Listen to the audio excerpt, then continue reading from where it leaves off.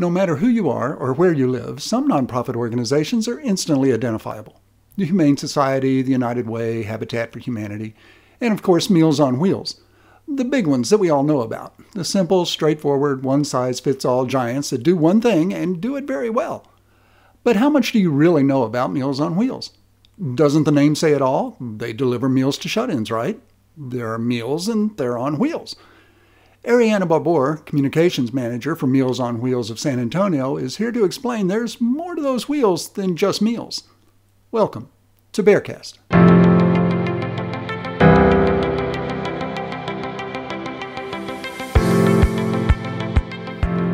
I'm Randy Langford, and this is Bearcast, a weekly interview with business, political, education, and nonprofit leaders. We're examining the relationships between all four and how each one benefits from the success of the other three.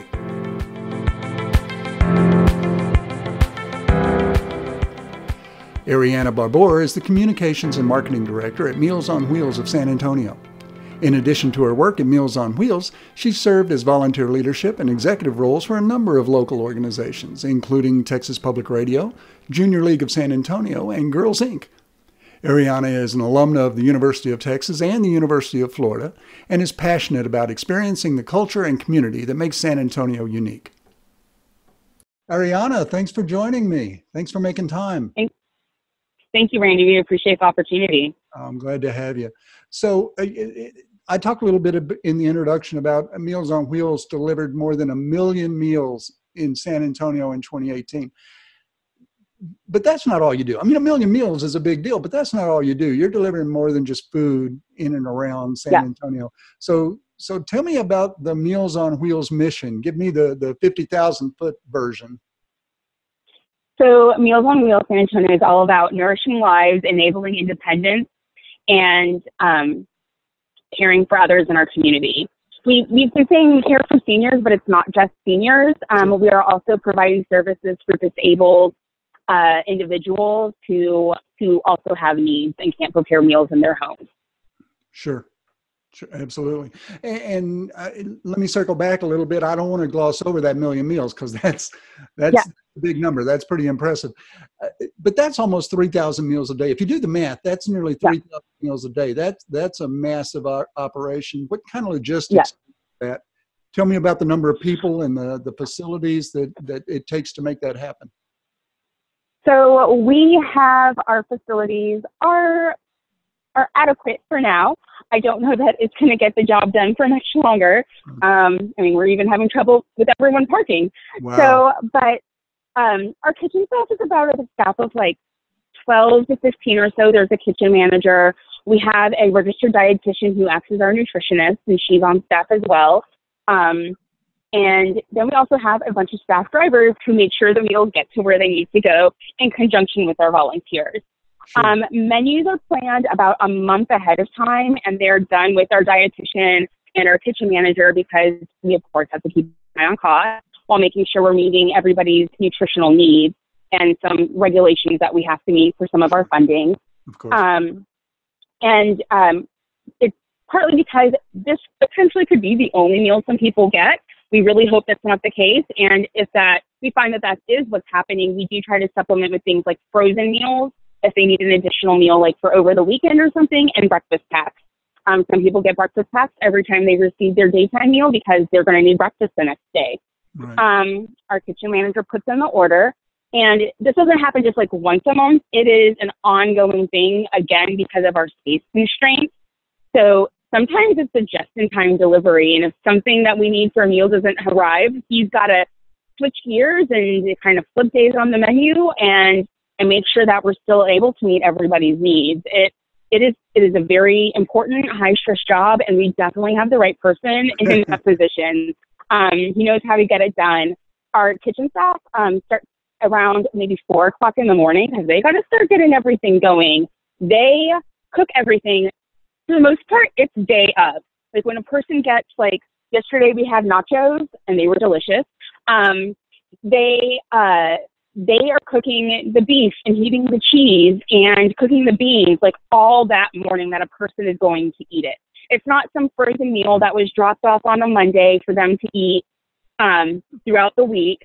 in most instances. We do serve some more rural areas where that tends to have to be the case. They get one fresh meal and then they get some frozen. But about 30,000 people every day are getting a fresh meal that was made that morning and is delivered straight to their door. Maybe even placed on their kitchen table if it's needed. We have some people who we serve who are blind, and they have volunteers who will describe what it is that they're about to enjoy. Because, you know, you don't necessarily know if you're sticking your fork into beans or mashed potatoes or what have you, depending on what the meal might be that day. Sure. So the volunteers don't just drop it off on the porch and run. They engage with the people they're making the delivery to, and it's not a 30-second transaction. There's some time involved there. Yes. I mean, we like to say that it takes about an hour to deliver more than a meal, because you are delivering a nutritious meal. You're kind of your friendly visit. And then it's also a safety check that you're providing when you're checking on someone, when you're knocking on their door, making sure that they're answering the door if they're supposed to answer the door. And if they don't, then we make sure that our client gateway and client services team knows about it, so we can alert the proper authorities, emergency contacts, things like that. Something that's also been found to be helpful in conjunction with people receiving meals is they reduce their chance of falls in the house, which can be just a huge thing when you are serving an older population. They're more susceptible to falling. Things are just a little bit more fragile. And so if they have to go to the door to receive a meal, that doorway has to be clear. Tripping hazards need to be cleared, things like that. And we can keep an eye out on that kind of stuff if we are at their doors saying hi and getting the chance to chat with them a little bit. Right. I get it. Let me give a little background about your participation in Bear Fest. You guys were in it last year. Meals on Wheels were in it in 2019, paired with Jefferson High School. And that was kind of my introduction to Meals on Wheels. Those kids taught me a lot. That's where I got the understanding of that it's not just a drop it and go, and you really do check in on people, and there really is an interaction there between you and the people that you're dealing with. So the way we set the festival up, when we recruit high schools in the fall, we go out and canvass all the high schools in and around San Antonio and ask them, do you want to be in Bear Fest? You need to put together a production team. If so, and you get to choose what nonprofit field you want to work in, whether it's with kids or animals or the arts or human services or healthcare. You pick what nonprofit field you want to focus on, and then we'll find you a nonprofit in that field that's eager to have their story told and willing to work with a bunch of high school kids. So they don't know who they're going to be partnering with, or even if you don't know if you're even going to get a partner. This year, Meals on wasn't partnered with somebody. So when I first contacted you and said, this is the way this is going to work, are you interested? What were your expectations when you said, okay? I think there was a little bit of, there's of course a little bit okay, they're high schoolers. What was I like when I was in high school? Honestly, I feel like generations today, they're just levels above what we were when we were kids.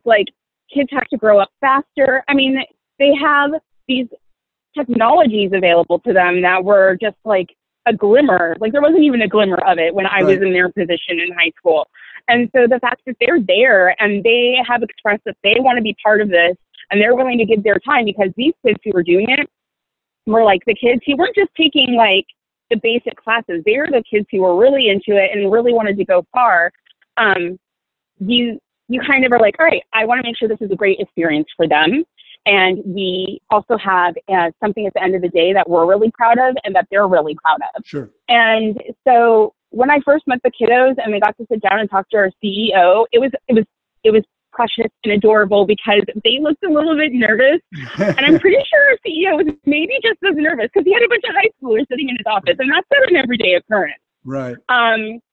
So it was something, I honestly was just we're going to get something cool out of this no matter what. It's going to be from the viewpoint of others who aren't in it every day. And it's going to be great to see what they take away from it and what they create for us to share with everyone.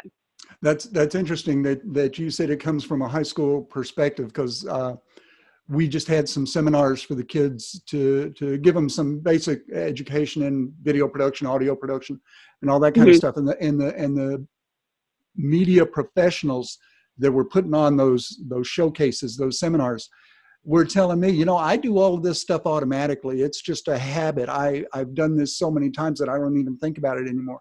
But when I have to say it out loud and put together a plan of how I'm going to present it to somebody else, I suddenly take a step back and realize, oh yeah, that's why I do it this way. And it's interesting that I've heard the best way to learn is to teach. And I think that's kind of what you're expressing there. I know a lot of nonprofits go into Bear Fest with certain expectations that their objective is, we're going to get a video out of this. That's the bottom line, is we get a free video out of this. But I've seen that change, that once the nonprofit engages with the kids, very much like your experience, once you engage with the kids and realize that you're having an impact on them, they're doing something for you, but you in turn are doing something for them, giving them that inside look at what a nonprofit organization is like, letting them see the interaction between adults and how you get things done. They're learning a lot of, I guess what you call soft skills, communication and resource allocation and time management and conflict resolution, all that stuff that'll apply to any career, whether they go into the media or not. Did the end result surprise you? Were you expecting this is going to be a high school production and it's going to be pretty amateurish? But you guys, Jefferson kind of nailed it. They totally nailed it. So, I mean, yes. One of the reasons why we signed up was I was like, I'm a department of one. Creating a video on the budget that is basically non-existent sounds like a wonderful opportunity. And why would anyone pass up that chance, even if it's basically like your name's in the lottery and who knows what's going to happen. When those kids got there and they started seeing what it took, because they visited us during one of our busiest times of the day when all of our drivers are loading up and packing up. And it's just like, it's like a little bit of a controlled chaos because the space is so tight. No matter where you stand, you're probably going to be in someone's way and you're not going to stand there for long because like there's just not enough space. And when they saw like the size of the kitchen and the meal line and everyone working and kind of like, I feel like we could probably maybe put that to music and it would be like just one of those moments where you see things just work in nature naturally. Right. They kind of just were like asking great questions and questions that like sometimes adults don't ask, I think, because adults are like, I should know the answer to that. Yeah, I don't want to sound like I don't know what I'm doing. Right. Yeah. And so it was great because it made us answer those questions and be ready for those kinds of questions in the future. What I thought was really cool was some of the kiddos also did photography. They answered that category. Right. And so they came back and they like took pictures of our staff people, not just working, but like of the person. And I think it's really important to recognize all of the pieces that make this all work. Like every piece is a person. Like it takes an individual who's willing to be there. One of the people they photographed is Maria, and she's been working in our kitchen for over 20 years. Like she's been helping us feed people for over 20 years, getting there at whatever time in the morning before the sun rises to make it happen. And I thought it was really great that they were able to spend that time with people and like kind of pull them out of what they were doing and help them feel recognized for what they were doing. Sure. So I appreciated what they did all along the way. And when they went and they videoed us actually doing the delivery, I thought it was amazing. The way that they got to see how it works, and the fact that honestly, I think they had nailed it. Like before we even went and videoed the delivery to a real life client, they had done like their scripted filming, and it was amazing. Like our CEO was like, these kids get it. Like they totally get it.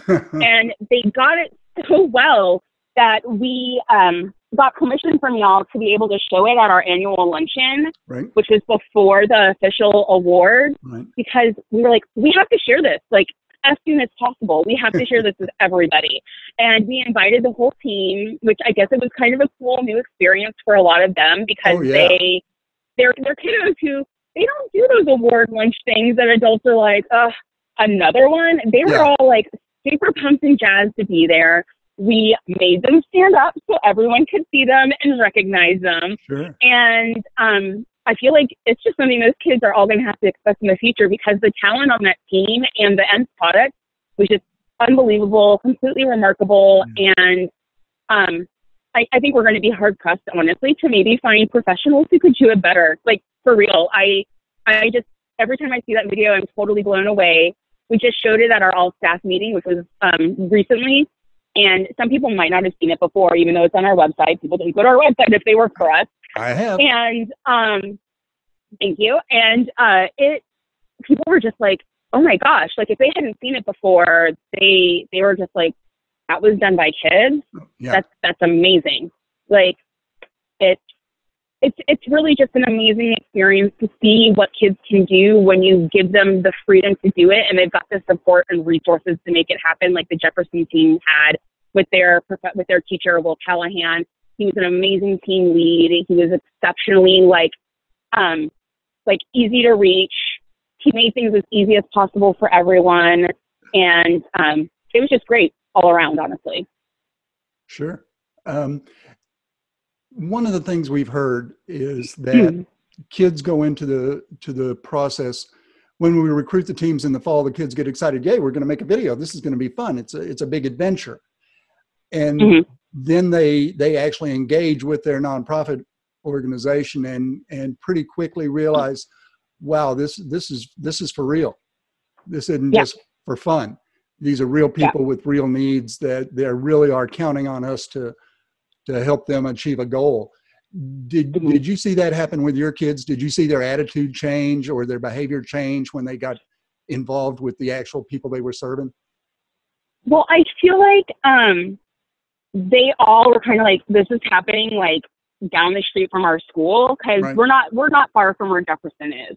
And it seems like they came in with a really great attitude to begin with. I think that's in part to their team leadership with their teacher, and just the ambition of some of the kids. Like, some of them have these grand plans for after high school, and it was really great to hear them dreaming about the future. And I think they saw like the impact that they can have on things like our organization when they went to our luncheon and they saw how well that video was received. Like, I think people were crying because it's a heartfelt story that they told. I mean, they won the award for best storytelling, and it's not just because like it was like better than like other options. Like, it was amazing. Like, it was just, Vincent said it best, like they hit the nail on the head. Like, they totally got it. And I think that they saw the impact that they can have on others. And I really hope that they recognize that their talents are going to make a difference in the world. Like, you don't have to be directly delivering the meal. You can be behind the scenes of the camera, editing it, so that people who see it want to go deliver the meal. And it's just I think them learning what we do and seeing the impact that they have on it. I feel like that was just like kind of that metamorphosis throughout the process, as you kind of go into it going, I don't really know what the end result's going to be here. And then for them to see the end result, a room of like 500 people, like applauding their effort. Yeah. Like, and it's not just their peers, it's professionals in the community. Like, I feel like that's got to feel pretty good. Like, I felt pretty good, and I just helped some of it happen. Right. So it's really remarkable what those that generation who was born into this technology and was born with internet access, they don't know a world without the web. It's pretty amazing how casually they take it. It's we're going to make a video and it's going to be great and it's going to be celebrated. Okay, that's the way it is. It's amazing. I'm a little bit jealous, but it's also a lot of power, which comes with responsibility. And I feel like this competition enables them to see that impact. Like I was saying, like they can see what their voices can do, and they can be responsible for change for the better. Absolutely. Absolutely. So I'm a big believer that every adult is a role model. Mm-hmm. Want to be or not, there are kids watching you, and everything. Yeah. There are notes on everything you do. So one of the goals of engaging kids with nonprofit organizations was that we wanted to put them in close proximity with people that would provide them with an adult role model that you can see how this behavior impacts the community. And I think the kids get that. They take a lot away from that. Just from a practical point of view, aside from walking away with a media asset at the end of the day, you were able to come into contact with that next generation. You had kids on your campus that you had the opportunity to influence and bring around to your mission, explain your mission, and let them feel that energy, feel that vibe of actually being immersed in that. I would think that's pretty important from your point of view, that for us to be able to reach out to the next generation and have them identify with what we're doing. Is that a value to you, or is it just a necessary evil? I mean, no, it's absolutely a value because, I mean, we don't work with kids. We work with an older population by nature of what we do. And so getting to see kids understand the importance of what we're doing and who we're serving means that, I mean, my generation, their generation will be taking care of generations that come after them, and they'll take care of the generations before them. And we're trying to close that generation gap because, I mean, families are just a little bit different now. You don't always have those people around you to talk about, like, walking uphill in the snow 2 miles both ways to school kind of a thing. I mean, now it's going to be about how I had dial-up internet and I couldn't, like, use the internet on my phone. That's going to be my horror story when my kid's old enough. I think it's important for generations to stay connected, and the kiddos getting to see who they're impacting, and then for those who we serve to know that they're cared for by the youth. They are often forgotten because they're isolated. They're not out and about. Like, you don't see them going to school. They're not out asking for anything from anyone. They are at home wondering if the world remembers who they are, where they are, and that they have needs. And I think kids getting to see that, they are there because they're the people who built the city for us, who made it what it is, who created the technology we get to use. I think it's really important that those connections are able to be made. And I'm grateful for the opportunity to let teenagers see that. We see little kids volunteering with their parents, but I mean, when you're a teenager, you kind of think you know it all, which is cool. I appreciate that. But when you get to actually go and see the work that we're doing, and you realize these people are important too, and I can see why what this organization does is important. I think it was impactful for everyone. Absolutely. The client who we visited to film, she was just like tickled pink that she had so many people there to see her. Like, she's like, I can't believe you guys are here for me. And it's like, absolutely. Yeah. Well, and that's good to know. I'm glad that it is of value to you. And I guess the real bottom line is, was the payoff worth the effort? Would you do this again? 100%. Like, I mean, the video this team did, the Jefferson team did, was phenomenal. Like, if people haven't seen it, they need to go to our website and watch it. Like, it's the essence of what we do. The whole nurturing lives, enabling independence, caring for others in our community. Like, it's all of that. And it's not just like you get that aha moment once. It's the theme is throughout the entire video. And then getting the opportunity to work with the kiddos who want to do this for a living, like, they're passionate, like, at their core. Like, it's an extracurricular, and it's amazing to know that they're willing to spend their time with us. So I think it makes us feel special that they chose us to work with us. And I really do hope we get the opportunity to work with another team in the future. We've got lots of programming and services that we're like we think that they will love this. Yeah. The kids will love this. So yeah. Yeah, they pack a lot of information into 3 minutes. Oh my God, it was great. You look at that video and then you realize that was 3 minutes. I got a lot of education in 3 minutes. Well, yeah. thank you. And it's like when commercials make you cry in like 30 seconds or whatever. Like it's a lot of emotion. It's all in there. Yeah, they did a good job. Well, thanks for joining me, and thanks for giving me the opportunity to speak with you, and thanks for giving students this opportunity.